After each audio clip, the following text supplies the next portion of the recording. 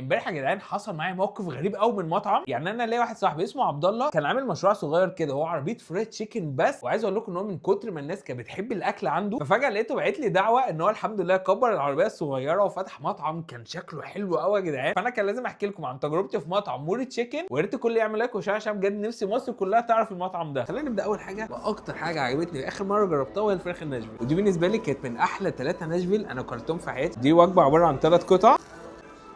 هي اصلا التتبيله بتاعت الفراخ حلوه، البريدنج بتاعها خطير، حته ان هي محطوطه في الزبده بتخلي التجربه بتاعتها حلوه. وده بقى يا جدعان سندوتش تشيكن بالكريمي اونيون، هو بيبقى عليه صوص كريمي كده بالبصل.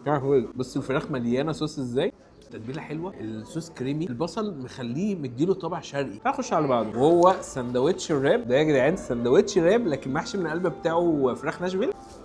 الفراخ ملحمه قوي في القلب، السبايسي بتاعها مجرم، حاطط في قلب الساندوتش صوص ران فبيعادل السبايسي بتاع الفراخ الناشفيل. هنخش بقى على التشيكن تركي دبل. بصي حجم الساندوتش جنب وشي عامل ازاي. انا عاجبني اللي هو ايه، واخد الاسعار والكميات بتاعت العربيه بس عاملها لك بقى ايه بالكواليتي او النظافه بتاعت المطعم. يعني حتى بس اي ساندوتش بيطلع معاه فرايز، ده موتزاريلا ستيكس، عندك الفراخ في تركي مدخن وبرده في الفراخ. ده اتاكل ازاي ده؟